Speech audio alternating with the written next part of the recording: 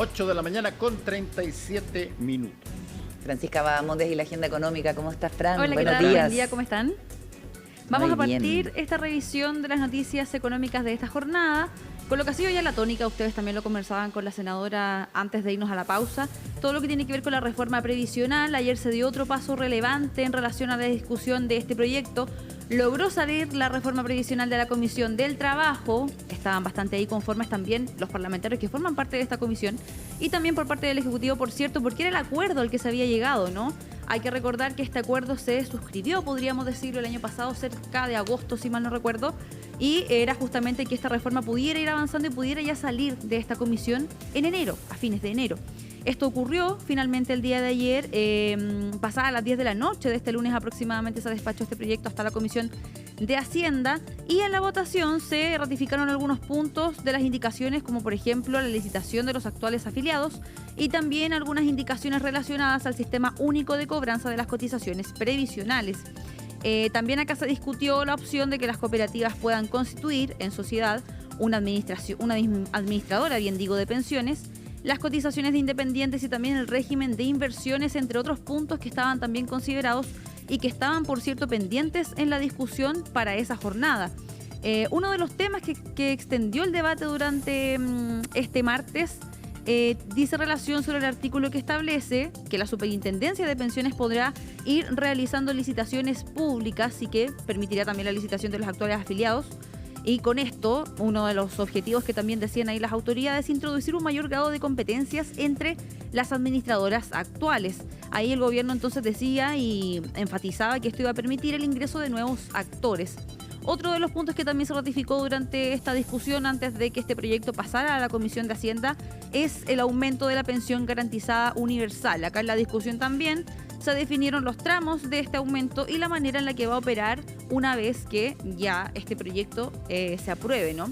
Durante la jornada también tuvimos reacciones por parte de la ministra del Trabajo, como ha sido la costumbre durante estas últimas jornadas. Pasemos a escuchar parte de sus declaraciones.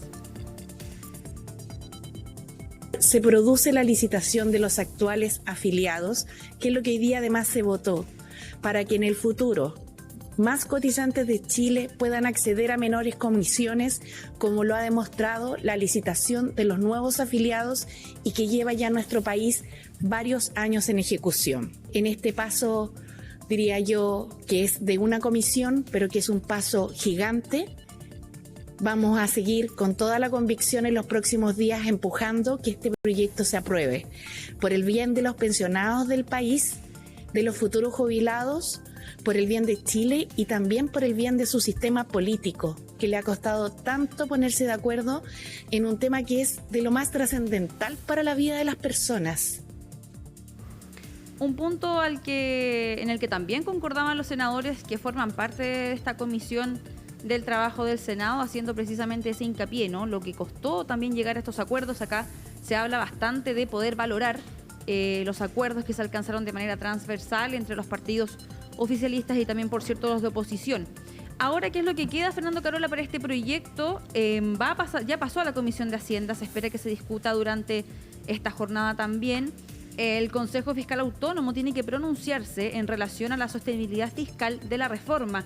Este punto es bastante relevante y se espera que se lleve a cabo este miércoles en el Senado, que asista, por cierto, a la comisión, el Consejo Fiscal Autónomo, bien digo, ante la Comisión de Hacienda y que pueda presentar precisamente ahí su análisis en relación a cómo se va a financiar la reforma en el fondo. Y también es un punto relevante, de hecho, sin ir más lejos, ayer la candidata presidencial de Chile Vamos, Evelyn Matei, pidió esperar que conocer este informe, conocer la percepción que tiene el Consejo Fiscal Autónomo en relación a la sostenibilidad fiscal de este proyecto, si es viable o no. Ella decía también ahí que hay que esperar este informe antes de cerrar los apoyos de ese sector para esta iniciativa. Un punto en el cual, por cierto, desde Hacienda, por ejemplo, el titular de Hacienda, Mario Marcel, está bastante seguro, bajo lo que pudimos también percibir en las declaraciones que entregó ayer al finalizar esta discusión en la Comisión de Trabajo en relación a lo que se espera precisamente que ocurra en la Comisión de Hacienda. Pasemos a revisar entonces esas palabras.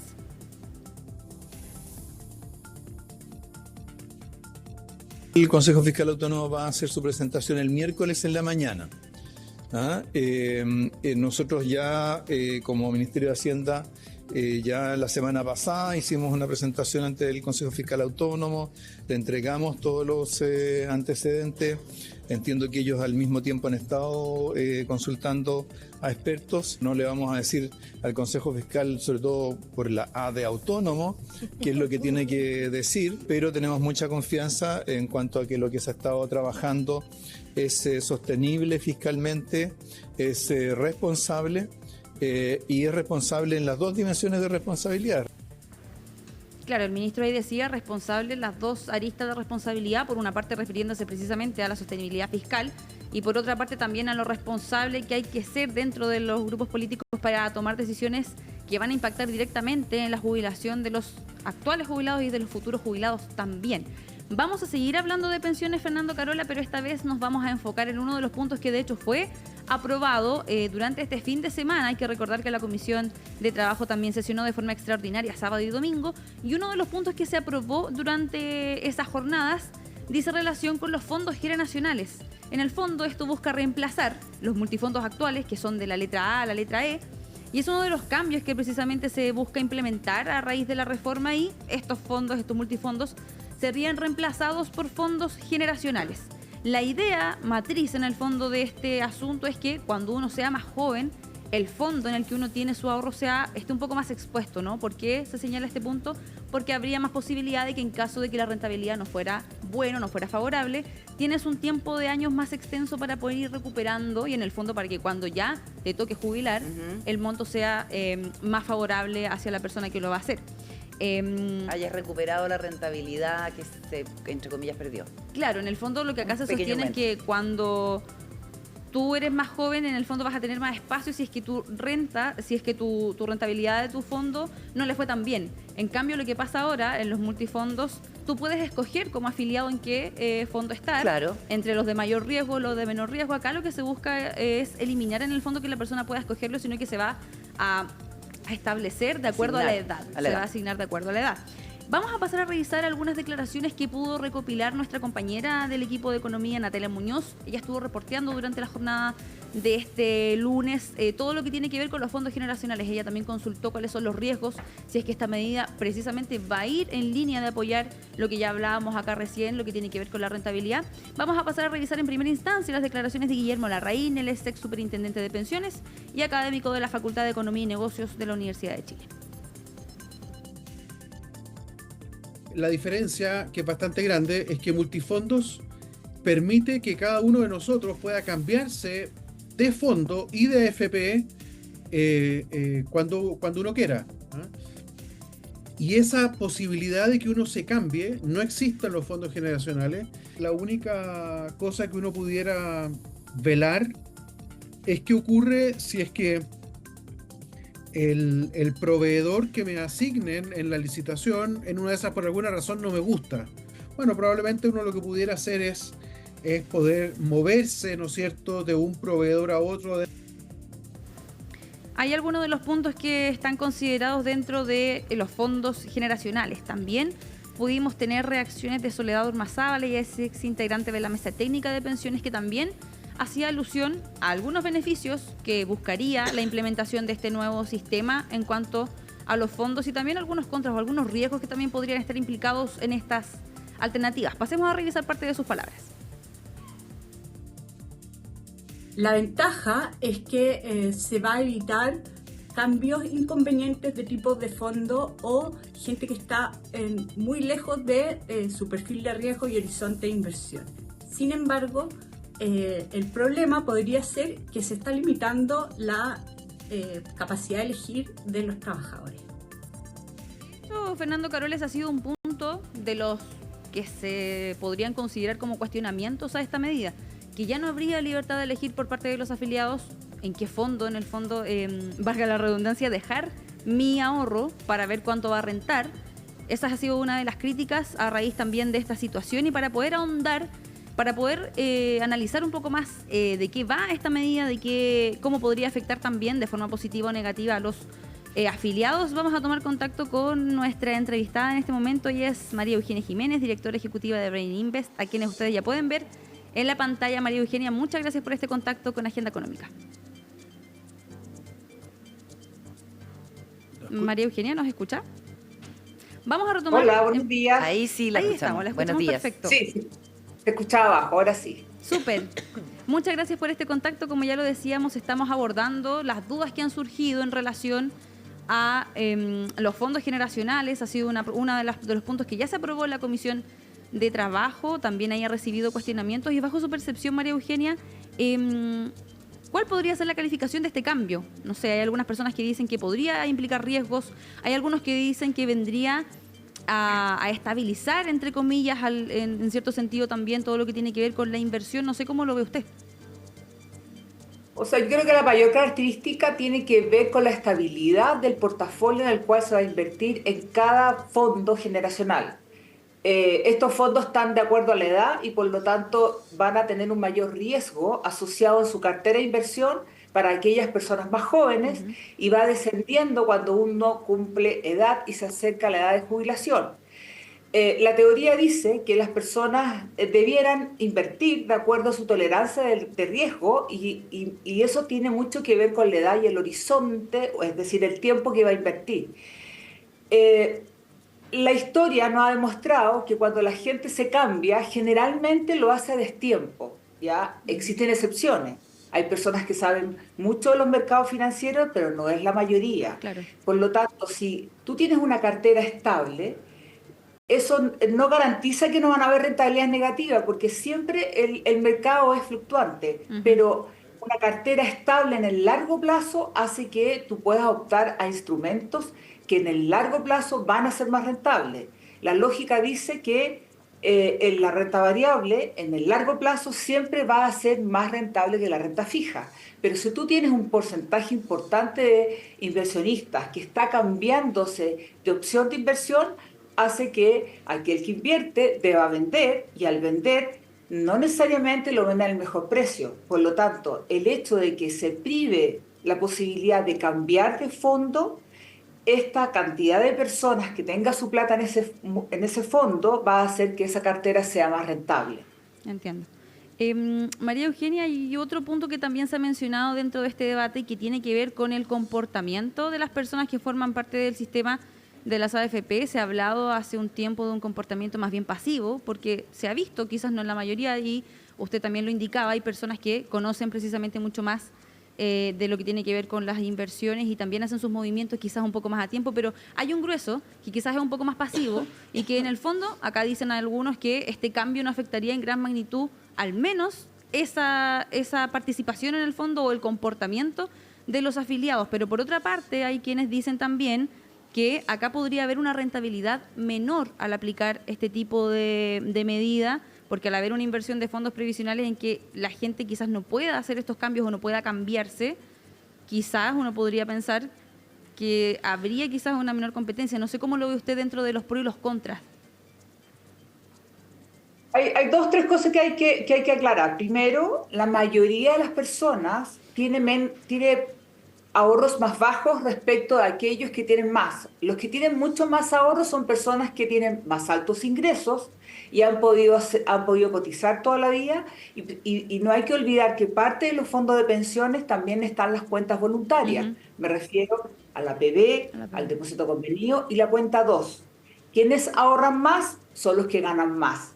Y en ese grupo etario y de personas generalmente están bastante más informados y son más activos. Entonces uno podría decir que en esta pirámide de personas donde está la mayoría, están menos informadas y conocen menos el sistema financiero y por lo tanto son más pasivos. Respecto de si esta rentabilidad va a ser mejor o no, es un dato que no sabemos, pero que uno tiende a pensar que va a depender de los costos asociados en el cual se invierta y también tiene que ver con la competencia que tengan las entidades que van a hacer las inversiones.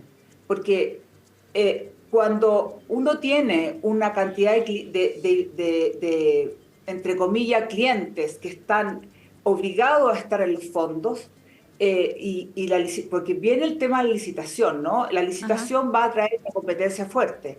Pero si tú tienes una cantidad de clientes que sabes que no se van a poder mover y además tienden a no cambiarse de instituciones, va a ser probablemente el temor es que el inversor, el quien invierte, quien decide, tiende a ser más pasivo. Claro, ahí sí quizás se pueda dar un retroceso en ese sentido.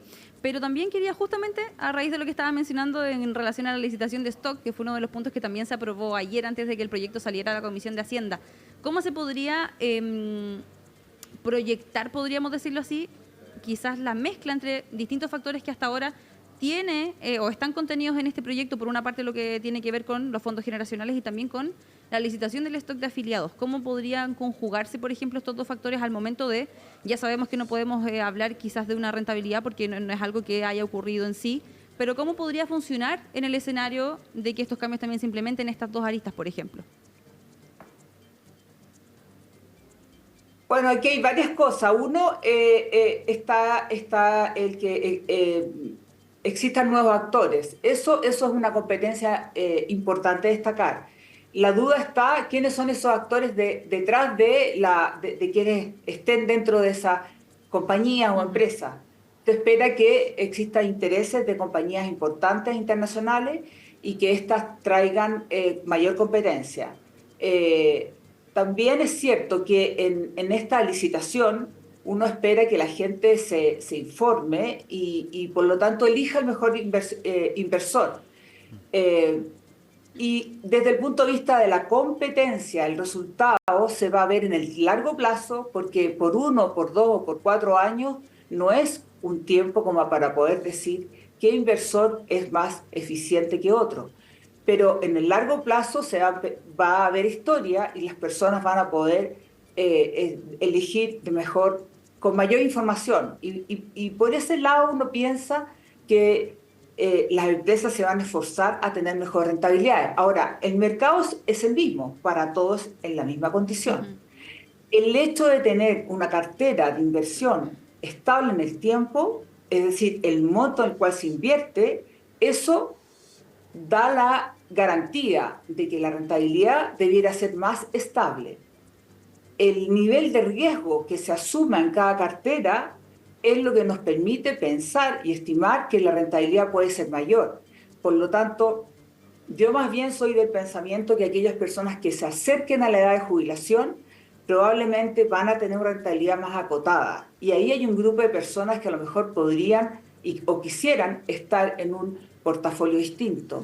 Pero la rentabilidad va a depender del nivel de riesgo que se asume en cada cartera. Bueno, ahí hay un punto bien importante. Estamos conversando con María Eugenia Jiménez, directora ejecutiva de Brain Invest. Ahí hay un punto que usted dice que es vital. ¿Qué posibilidades de riesgo, por ejemplo, tienen personas mientras se acercan a su hora de jubilar? ¿Cuánto riesgo se está dispuesto uno a tener por cambiarse de un fondo, por ejemplo, cuando ya tú estás en edad a punto de jubilar? Y lo que te dicen siempre es no muevas nada porque eventualmente te puede afectar. ¿Cómo se mueve la gente en ese sentido? Yo no estoy hablando de las personas jóvenes o las personas que están en una edad adulta y que están empezando ya su carrera pensionada, pero que está muy lejos el retorno. No, estoy pensando de las personas que le queda 1 año, le quedan 2 años. ¿Qué sentido tiene el cambiarse de fondo? A ver, hay que diferenciar dos cosas. Uno es la decisión de cambio y las posibilidades de generar una mayor rentabilidad. Y la otra es que se nos olvida, o más bien uno no tiene muy presente, algo que es súper vital. Primero, cuando las personas se pensionan, tienen que optar a mantener su inversión porque optan a la modalidad de pensión retiro programado. Si una mujer se pensiona a los 60 años, su expectativa de vida es 30 años. Por lo tanto, aún le corresponde invertir su plata durante 30 años. Su ahorro va a ir disminuyendo porque se van a ir pagando pensiones, pero su plata sigue invertida. Por lo tanto, el horizonte de inversión sigue siendo a largo plazo. Lo que ocurre es que una parte importante de estas personas que se pensionan optan por la modalidad renta vitalicia, donde se transfieren los ahorros a la compañía que eligen. Ahí se termina la inversión. Es ese tipo de afiliados y afiliadas que deben pensar que su horizonte de inversión es muy, muy a corto plazo y por lo tanto no deben correr mayor riesgo.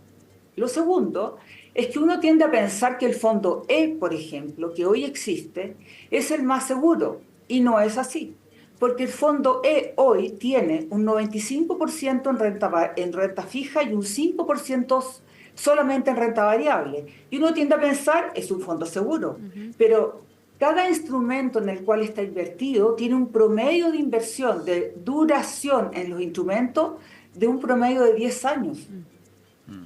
¿Qué significa esto? Significa que cuando la tasa de interés, el Banco Central la baja, los fondos de renta fija de mayor duración obtienen ganancia de capital, o sea, valorizan su inversión. Cuando la tasa de interés sube, pierden valor. Y resulta que hoy día hemos estado en los últimos 2 años en una situación bien particular donde los fondos más conservadores no han sido lo rentable que uno hubiera esperado. ¿Por qué? Porque la duración de esos instrumentos ha sido a muy largo plazo y les ha jugado en contra al minuto de valorizar la inversión. Entonces, un fondo de renta fija no significa que es el más seguro. Va a depender de cómo está constituido los instrumentos en el cual está invertido. Y hoy, ese fondo, el fondo E de las AFP o el D, la proporción de renta fija, ha sido con una duración que no tiene el menor riesgo, no lo es. Es más riesgoso que, por ejemplo, comparar un depósito a plazo o un fondo mutuo que tiene instrumentos de más largo plazo. Cuando la tasa de interés sube, el fondo mutuo de más plazo pierde. En cambio, el depósito a plazo, uno sabe qué tasa va a ganar. Eso no significa tampoco que va a ganar la inflación, podría no ganarla. Entonces, por eso que se habla de que los fondos generacionales van a ser medidos por riesgo, más que por tipo de instrumento. Cada instrumento tiene asociado un riesgo, eso es obvio, pero que cuando hablamos de renta fija hay que tener mucho cuidado en qué tipo de renta fija se invierte. Sí, ahí hay mencionó usted ahí un concepto histórico tradicional, el depósito a plazo, y que en algún momento dado el depósito a plazo figuró como una alternativa a tener plata circulando en el sistema de AFP. ¿Qué tanto el depósito a plazo se compara con, por ejemplo, alguien que tiene que jubilar y ha puesto sus fondos en alguno de estas letras, digámoslo así? El depósito a plazo, un ejemplo simple es que cuando uno deposita plata en un banco por 30 días, el banco a uno le dice cuánto le va a dar en los próximos 30 días. Si la inflación o el IPC es menor a lo que a mí me ofrecieron, yo hice una ganancia, porque el IPC es cuánto me cuesta la canasta básica. Entonces, si el IPC fue más alto de lo que el banco me otorgó, yo pierdo valor en mi inversión. En pandemia, la mejor inversión fue un depósito a plazo porque los bancos estuvieron dispuestos a pagar una alta tasa por la necesidad de recursos. Pero la normalidad no es esa. La normalidad es que en el largo plazo lo que se valoriza más son instrumentos de mayor plazo comprometido en cada instrumento. No es lo mismo, por ejemplo, voy a ir a un ejemplo simple, alguien que pide un crédito en el banco, este banco vende esa deuda y se emiten lo que más conocemos las letras hipotecarias o los mutuos. Entonces, cuando yo pido un crédito a 20 años, alguien invierte esa plata y esos 20 años que alguien me va a pagar me da una rentabilidad mensual o anual que yo más o menos sé cuánto voy a obtener. El tema está que el regulador obliga a valorizar cada instrumento diariamente, y entonces se valoriza de acuerdo al valor de mercado. Por lo tanto, si alguien va a otorgar un nuevo crédito y lo pone a la venta en el mercado formal, porque alguien compra esa deuda y ese otro que compra un nuevo crédito a una tasa mejor, quiere decir que el que ya está invertido hace una pérdida, porque hay otro que invirtió mejor. Es algo medio complicado de explicar, pero por eso que la gente, es difícil que uno entienda que al valorizar cada instrumento invertido todos los días es fluctuante. Entonces, la mal llamada renta fija no es tan fija. Entonces, pero uno tiene que situarse en el largo plazo. Y en el largo plazo, el depósito a plazo no es lo más rentable. Por algo existen otro tipo de instrumentos que hacen que las rentabilidades sean mayores. Y ahí entramos a lo que se ha hablado tanto en este último tiempo de las inversiones alternativas, de los fondos o derivados, y es otro tipo de opciones que hacen que las rentabilidades en el largo plazo sean más rentables. De todas maneras. Y bueno, también volviendo al tema principal que dice relación con los fondos generacionales, vamos a quedar, por cierto, atentos también a qué es lo que ocurre con el resto de la tramitación de esta reforma. Hay que ver también si se aprueba ahí, finalmente ver cómo se implementa y luego ya será el tiempo también de ir sacando las conclusiones una vez que ya tengamos más conocimiento de cómo van a operar a ciencia cierta, ¿no? María Eugenia Jiménez, directora ejecutiva de Rain Invest, muchas gracias por este contacto con CNN Chile. Buenos días. Buenos días. Chao. Antes de finalizar esta agenda económica, Fernando Carola, les quiero contar una buena noticia. Tiene que ver con el tráfico aéreo acá en Chile. Superó los niveles, las cifras prepandemia durante el año 2024. ¿Por qué hablamos de que esto es una buena noticia? Porque sabemos que todo lo que tiene que ver con turismo, con las aerolíneas, fue uno de los rubros, podríamos decirlo así, más impactados o que sufrió quizás los efectos más duros de la pandemia en cuanto a sectores, ¿no? Hubo también ahí restricciones sanitarias que impidieron el normal funcionamiento, a raíz, por cierto, de algo obvio que era la crisis sanitaria del COVID-19, pero impactó fuertemente a todo lo que tiene que ver a este rubro. Entonces ayer las autoridades justamente decían que esto es una muy buena noticia porque costó un poco llegar también a recuperar esas cifras previas al año 2019. Cerca de 16 millones de pasajeros a nivel doméstico y 12 millones aproximadamente de pasajeros a nivel internacional, lo que da una suma de 28 millones de pasajeros solo durante el año 2024 que transitaron por el aeropuerto durante el año 2024, que son cifras que decían las autoridades que precisamente no se habían visto. ¿Qué es lo que se espera también para este 2025? La tendencia podría seguir al alza en relación a cuántas personas podrían ir transitando. Acá las autoridades hablaban de 30 millones de pasajeros solamente en el transporte aéreo para este año 2025. Hay que recordar también que hubo gran afluencia